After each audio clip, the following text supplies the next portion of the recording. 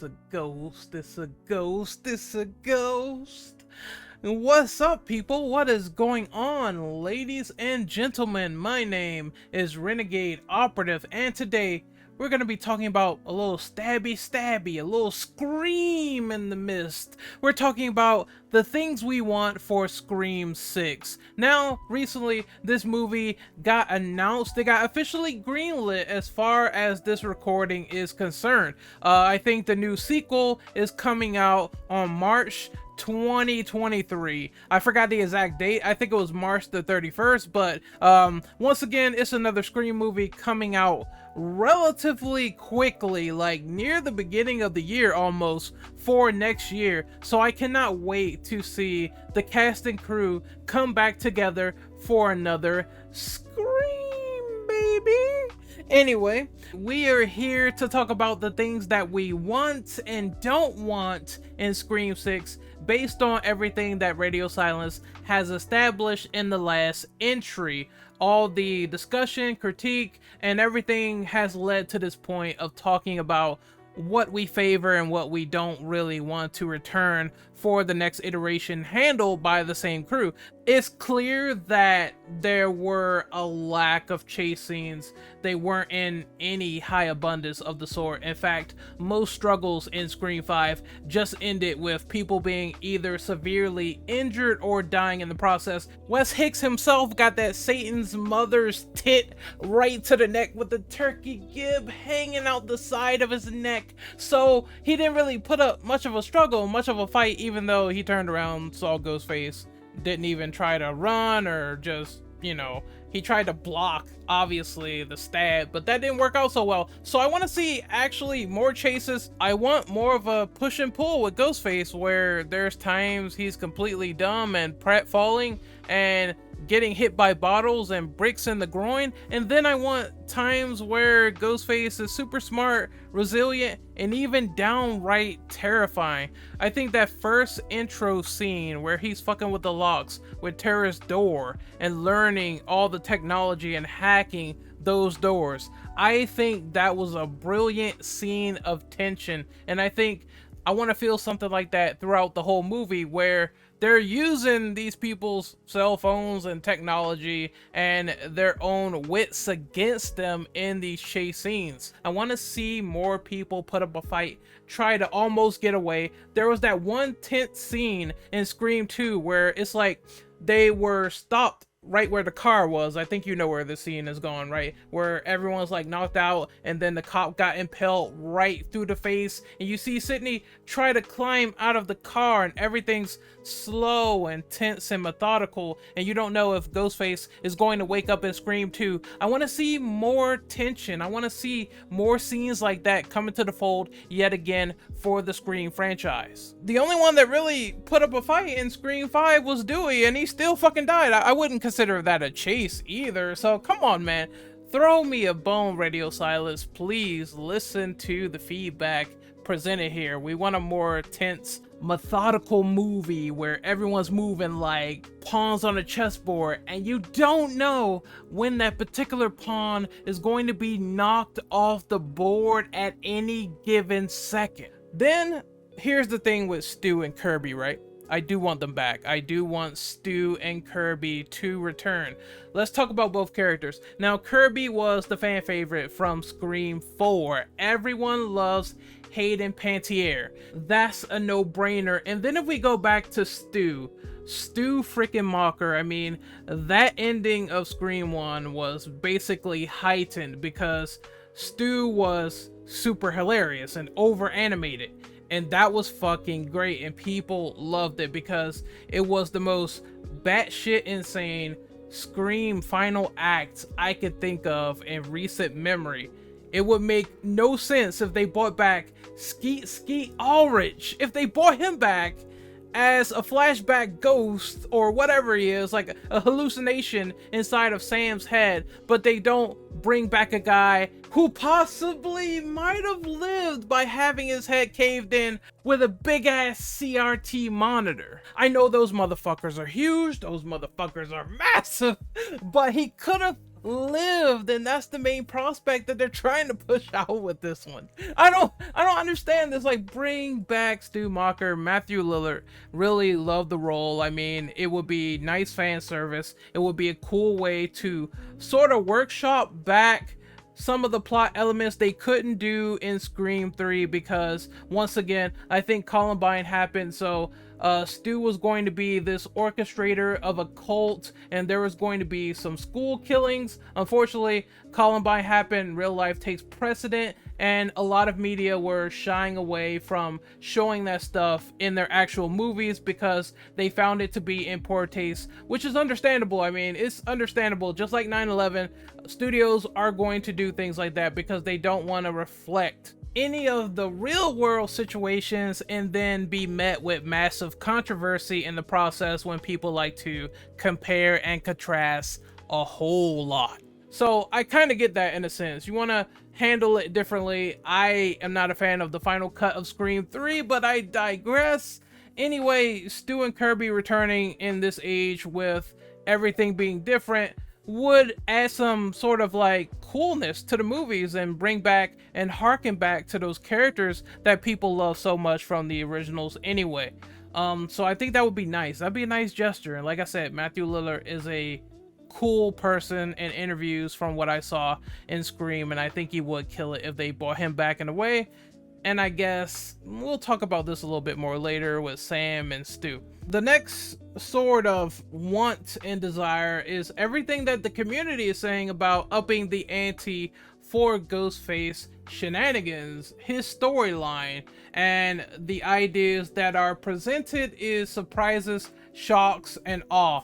One of the things that I see is that people want either 3 Ghostface killers, which is insane, but that's never been done before, or a Ghostface where it's like they're in cahoots, but they try to kill each other. Now, we saw Billy and Stu at the end. It's like clearly Billy is the one in command, taking control, shoving Stu around, pushing him around a little bit like a lackey almost. If we continue on from there, we saw in Scream 4, Jill Roberts and Charlie, they both were Ghostface in that movie. Jill Roberts decides to kill Charlie by stabbing him in the chest. I feel like people need to illustrate what they mean on this question.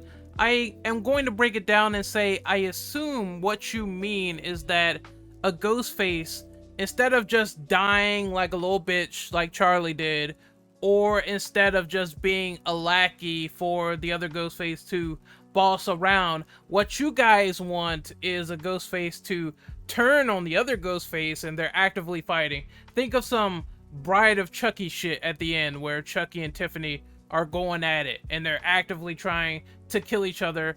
While I guess if I want to make this a little different, they're actively trying to kill each other and they're actively trying to kill someone like Sydney or the remaining survivors from there. That is something that would be a nice twist. I think that would be cool that 2 Ghostface are at odds with each other and then they're still trying to kill the people involved no matter what, you know, and I think that would be a nice internal conflict going on. Maybe instead of giving not only the killer motive, give a good motive for the betrayal. That's a nice little touch. I really like that. There's more options that people want explored, like the cult of Ghostface and tribalism, where there's an online following, couple of people gather together. It's the original scrap storyline from Scream 3, where it's not only just one Ghostface, 2 or 3, but it is a whole legion, a whole cult that has sort of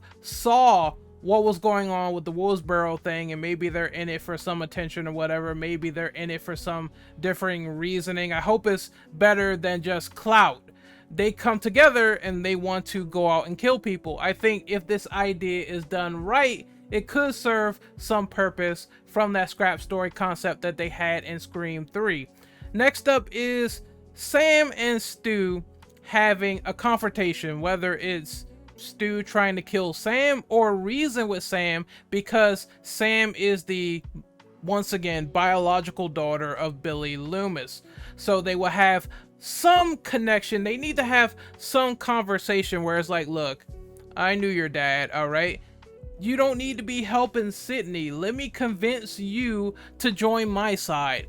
My side is more great. My side is more righteous. Why not join me and you could be something greater? You could discover who you really are deep inside, which is the daughter of a motherfucking serial killer. I think that would be nice. That would be cool to have some conversation relating to that. And maybe, like, it seems like Sam is influenced. Maybe she could go to the dark side, right?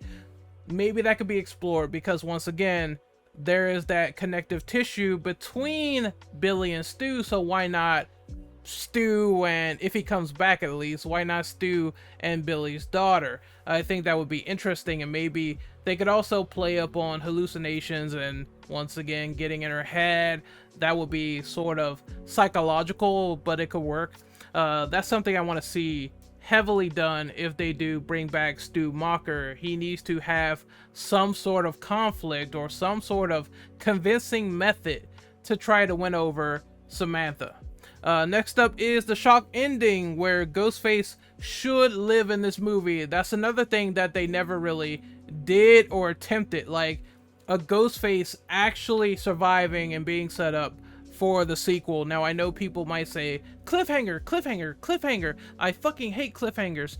Cliffhangers, they're another, is basically, they are another trope in filmmaking, right? And so they are prevalent in horror movies, horror TV shows, where they leave you on edge until you want the final movie. And if they are making this a trilogy, then I do think that maybe there's the possibility, if they do want to end this on a cliffhanger, they could go the route and say, well, hey, maybe Ghostface should win in this movie. And I'll be like, oh shit, we never had that at all, where like Ghostface actually won, and then the next movie you're gonna be wondering what's going on, what's next. I need to know more. I need to know more of this. Like, what happens if fucking Stu Macher is successful in coercing Sam to be on the dark side a little bit? You never know, right? You never fucking know what could happen, but that would invest me enough to wonder what's going to happen with the sequel. We're gonna switch over to the things that I don't want in Scream 6. And it's pretty simple, cut to the point, cut and dry. It's stuff that I had problems with Scream 5.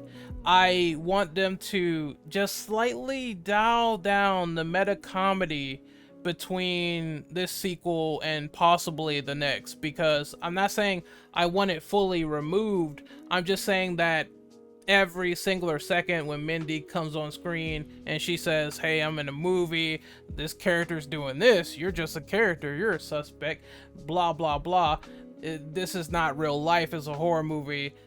I just feel like it's a little bit too on the nose. I feel like it should be sharp, smartly written. It should still be there. I don't want it fully taken out.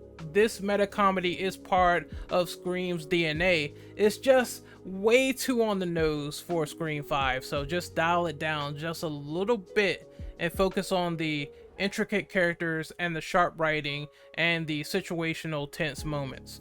Next, I don't want them to kill Sydney yet. This is very easy to answer because Neve Campbell said she will not come back if there is no creative control and if they kill Sydney. So I think we are in good hands as fans. If she's not coming back, there's no way they're gonna fucking kill her character like that unless there's some compromise to everything that is transpiring so far. And I think when she's like adamant and stomping her feet like that, I don't think they're gonna kill Sydney off in this movie. Next is, don't make Ghostface's reveal way too obvious. I think he was telegraphed a little bit a mile away the more you pay attention to the clues and the boyfriend and Dewey pointing that out. Even when Richie was talking about this, saying, what are you, fucking stupid? Dewey had this figured out the whole time. Like, I don't want the killer reveal to be that obvious in Scream 6. Okay, just saying, like, make me guess, make this a real mystery, a real whodunit, and I will be 100% invested all the way. If not, then I'm just gonna be not surprised, and I don't think that I should feel not surprised in a Scream movie. The next thing I don't want in Scream 6 is I don't want them to make Ghostface focal around wanting clout or e-fame or internet attention. I think we are beyond this point as far as Scream 4 and Scream 5 are concerned. We had two Ghostfaces that wanted it for fame, attention, clout, toxic fandom. We had this already. So if you're gonna make a central theme, it should not be based on them wanting attention or fucking fame or shit like that, because we did it before. We want to do something new, original, and unique, and we won't get that if we repeat the same steps from the last two movies again. The last one that I want, this is definitely, I don't want a lack of character development in Scream 6. I think that we could all agree that Scream 5, they had some characters set up that they didn't do anything with, like Vince. I feel like Vince just came and went and got poked in the neck, and that was it. Like, he was dead. The legacy characters did not show up until almost like halfway in the movie, and I'm like, what is going on? Like, Sydney was pretty much an afterthought in Scream 5. So I think now that we have this development of the fact that Sydney is married, has kids, she has a lot on the line with her family, instead of the killer, you know, making it personal with her, let's have a Ghostface where they go above and beyond and go after her loved ones to prove a point, or maybe it's personal to this Ghostface. I want not only increased stakes, but I also want increased character development, because we have all these trinkets and all these facets in this world set up and established already, and I feel like Radio Silence needs to take more advantage of it than they did in Scream 5. I think we need more. It needs to be a longer runtime, obviously, and they need to flesh out these characters for as long as they can. I think we need that time to have slow moments, have the characters breathe, and then we go to the sort of climax sections where people are about to get killed, people are about to get murdered, shit really goes down, and it feels like a big monumental hit when they finally do kill one of these new characters that you cared about, or when they finally do kill someone big that's next on the chopping block, which I think is gonna be Gale, because let's be honest, the bread and butter of Gale was Dewey, and they killed him in Scream 5. So if there's gonna be anyone else that dies that's like a legacy character, because I mean the legacy characters are running out, they're running thin, it's gonna be Gale. I think Gale might die in this movie. I think Gale might be up on the chopping block, and it could be a pretty sad, emotional moment, because Sydney and Gale rarely got along in the classic series. It wasn't until near Scream 4, Scream 5-ish that they started to mend all that stuff together. I think it was really 5 that did it the most, but still, you know what you know where I'm getting at. You know what the fuck I'm talking about, man. You know where I'm getting at here. Like, I feel like that could create something monumental for emotion, cause and effect, etc. They just have to do this right, and you won't get anywhere if they don't decide to enhance the character development in this new script, in this new screenplay and directing Scream 6. Anyway, this is Renegade Operative signing off. Hopefully you guys really enjoyed this video. Once again, be sure to like, share, and subscribe if you really enjoyed my thoughts, and I will see you guys for the next one. Take care, peace. Tell me what you thought about this whole topic below. What did you like in Scream 6? What did you hate? Would you like a longer run time? What is your ideal version of Ghostface in Scream 6? Sound off in the comment section and let me know. Until then, I am signing out. Hopefully you guys have a safe and good trip wherever you are, no matter what night, what day, what time. I wish you the best. And once again, remember, what's your favorite scary movie?